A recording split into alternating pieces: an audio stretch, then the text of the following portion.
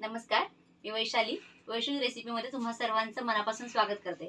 मी आज तुमच्या सर्वांसोबत शेअर करणार आहे दम आलूची रेसिपी. रेसिपी शेवटपर्यंत नक्की बघा. माझ्या चॅनलवर जर नवीन असाल तर चॅनलला नक्की सबस्क्राईब करा.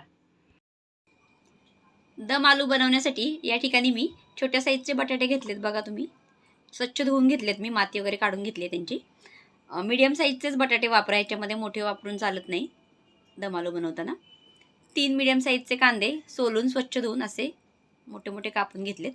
4 टोमॅटो स्वच्छ धुवून ते पण असे मोठे मोठे कापून घेतलेत.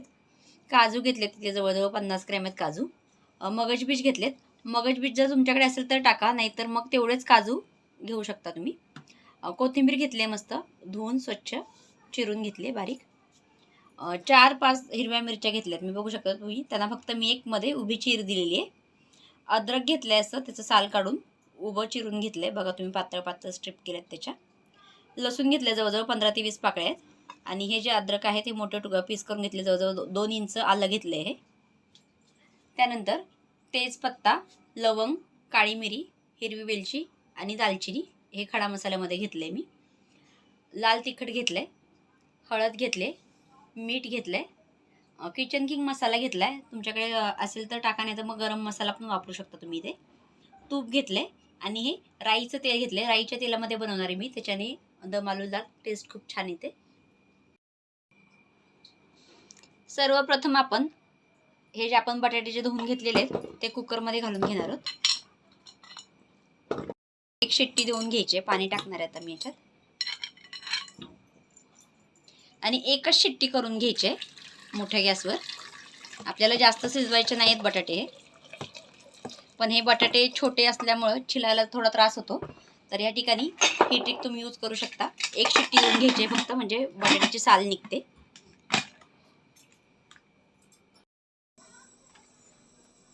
कुकर मी एका गॅसवर ठेवलेला आहे. दुसऱ्या गॅसवरती एका कढईमध्ये राईचं तेल मी चांगलं गरम केलंय. राईचं तेल चांगलं गरम करावं लागतं, नाहीतर मग त्याचा कडवट वास येतो भाजीमध्ये. आता आपण या तेलामध्ये असं कांदा घेतला आहे, आपण तो घालून घेऊया.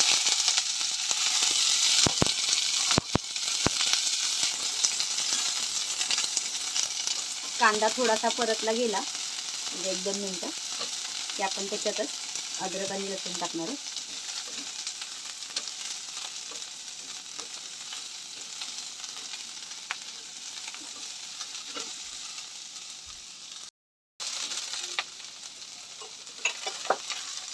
कांदा आपला परतलाय चांगला 2 मिनिटं, बघू शकता थोडासा सोनेरी झालाय कांदा आपला. आता ह्याच्यात आपण ह्याच्या लसणाच्या पाकळ्या घेतल्यात 15 ते 20. त्या लसणाच्या पाकळ्या आणि हे अद्रक जे मोठे मोठे तुकडे करून घेतलेत आपण ते टाकणार आहोत. आणि ते पण छान परतवून घेणार आहे आपण कांद्यासोबत 2 मिनिटं. लसूण आणि अद्रक पण परतवून झालंय.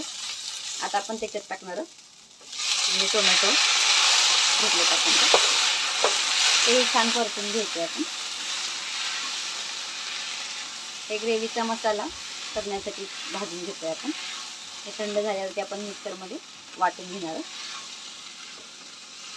टोमॅटो पण थोडंसं परतलं गेलं की त्याच्यामध्ये आपण काजूचे तुकडे आणि हे मगजबीज घेतले ते टाकणार आहोत. मगजबीज जर तुमच्याकडे असेल तर टाका, नाही तर तुम्ही काजू पण वापरून मिक्सी छान होते ग्रेव्ही. आता हे चांगलं 5 ते 6 मिनिटं आपल्याला परतवून घ्यायचं.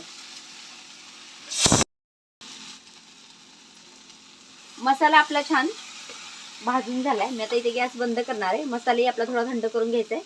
आणि कुकरची पण एक शिट्टी झाल्यानंतर मी गॅस बंद केलाय. आता खोलून मी बटाटे थंड पाण्यात ठेवून सोलून घेणार आहे. बघू शकता या ठिकाणी मसाला आपला थंड झाला. मी एका मिक्सरच्या भांड्यात काढून घेतला, त्याला आपण आता वाटून घेणार आहोत. आणि या ठिकाणी बटाटे पण थंड पाण्यात ठेवून थंड करून मी सोलून घेतलेले आहेत. एक शिट्टी दिल्यावरती साल काढायला बरी पडते, जास्त शिजतही नाहीत बटाटे. आता टूथपिक घेतली आहे मी या ठिकाणी, त्याने आपल्याला थोड्या थोड्या अंतरावरती बटाट्यांना असे छिद्र करून घ्यायचे. सर्व बटाटे आपण असे थोड्या थोड्या अंतरावरती त्यांना छिद्र करून घेणार आहोत. सुरीच्या साह्याने सुद्धा करू शकता तुम्ही. सुरीच्या टोकाने असं थोड्या थोड्या अंतरावरती छिद्र करून घ्यायचे. सुरुवात करूया आपण. बटाटे फ्राय करायचे. आता सर्वप्रथम आपण मी कढईमध्ये राईचं तेल छान गरम करून घेतले. आता त्याच्यामध्ये आपण हे बटाटे घालून घेणार आहोत. थोडं सावधानतेने टाका. राईचं तेल चांगलं गरम करून घेतलंय, बघू शकता तुम्ही.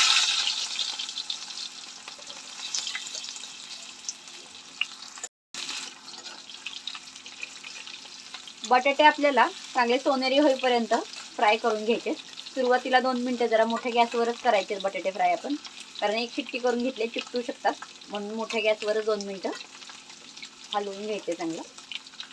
2 मिनिटं झालेली आहेत. आता मी गॅस बारीक करणार आहे आणि मस्त सोनेरी होईपर्यंत आपण फ्राय करून घ्यायचे बटाटे.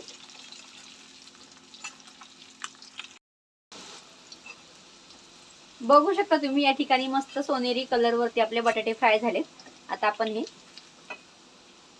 एका भांड्यात काढून घेऊया. गॅस मी बारीक केलेला आहे. छान सोनेरी रंग आलाय त्याला. भाजीमध्ये मस्त चव लागते बटाटे चांगले फ्राय केल्यावर आणि खूप छान होते भाजी. तुम्ही नक्की ट्राय करा.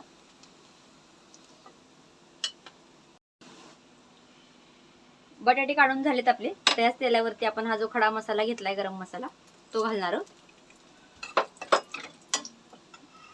तो थोडा फ्राय झाला की त्याच्यामध्ये आपण हे बघू शकता तुम्ही, तो मसाला आपला मस्त पेस्ट करून घेतलाय मिक्सर मध्ये, तो घालणार आहोत.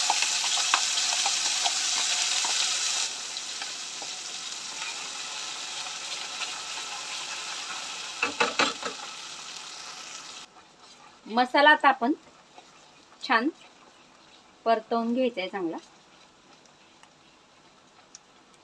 आधी भाजलाय त्याच्यामुळे काही जास्त वेळ लागणार नाही परतायला मसाला.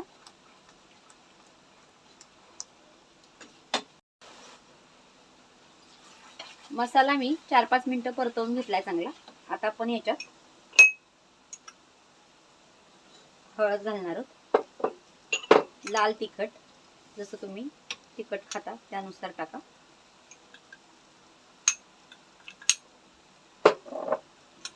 मीठ चवीनुसार. आणि हा किचन किंग मसाला. किचन किंग मसाला नसेल तर तुम्ही गरम मसाला वापरला तरीही चालेल. आता हे चांगलं हलवून घेऊया आपण.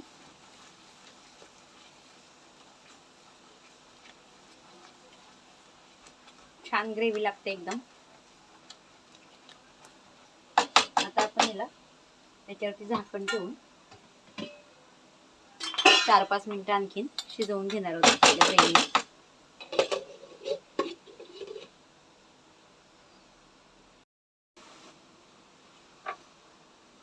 मसाला आपला मी छान 4-5 मिनिटं वाफवून घेतलाय, बघू शकता तुम्ही. तेल सुटायला लागलंय मसाल्याला आपल्या. आणि दुसऱ्या गॅसवरती मी थोडं पाणी गरम करायला ठेवले. आता आपण या मसाल्यामध्ये हे आपले बटाटे घालून घेणार आहोत आणि बटाटे व्यवस्थित या ग्रेव्ही मध्ये एकजीव करून घेणार आहोत. तोपर्यंत आपलं पाणी गरम होतंय.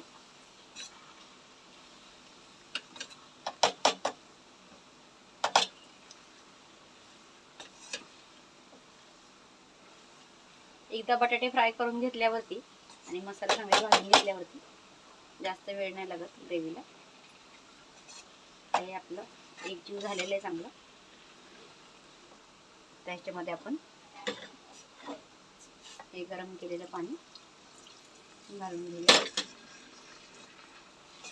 जास्त पातळ नाही करायची ग्रेव्ही आपल्याला, तर लागत लागतच पाणी घाला थोडं थोडं.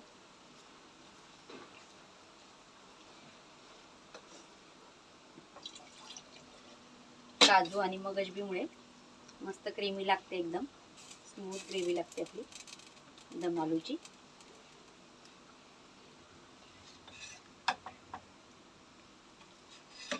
अजून थोडंसं पाणी लागेल.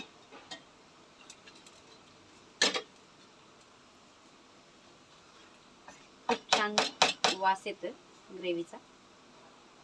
आता आपण हे सगळं एकजीव करून परत एकदा त्याला 2-3 मिनिटं वाफ काढून घेणार आहे ते.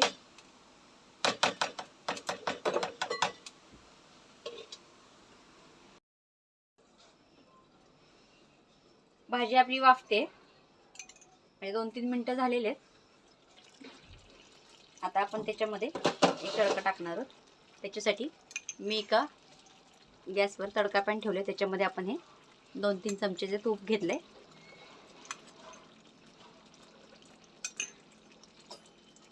चांगलं गरम झालं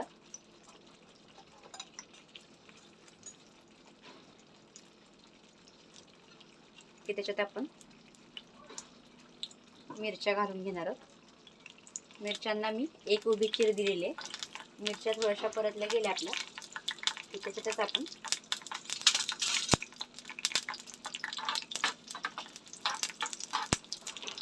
हे अद्रकचे उभे लांब काप करून घेतलेले ते घालणार आहोत.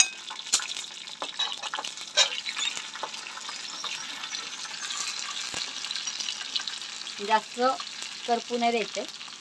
आता ही फोडणी आपण या भाजीवर घालणार आहोत. या ठिकाणी तुम्ही मिरचीचे बारीक काप पण करू शकता, पण ते लहान मुलांना खाणं अवघड जाईल म्हणून ते अख्ख्याच घेतलेल्या आहेत मिरच्या. आणि हे आपण चांगलं एकजीव करून घेणार आहोत.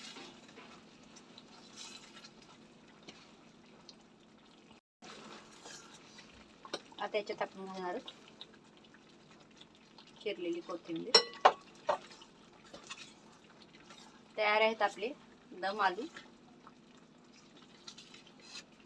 चपातीसोबत भातासोबत खूप छान लागते ही भाजी. तुम्ही नक्की ट्राय करू शकता. तयार आहे आपली ही भाजी. मी आता गॅस बंद करणार आहे आणि भाजी आपली सर्विंग बाउलमध्ये काढून घेणार आहे. तयार आहे दम आलू. माझी रेसिपी आवडली असेल तर माझ्या चॅनलला लाईक करा, शेअर करा, सबस्क्राईब करा आणि अशाच नवनवीन रेसिपीजसाठी बेल आयकॉन ऑल वर सेट करा. धन्यवाद.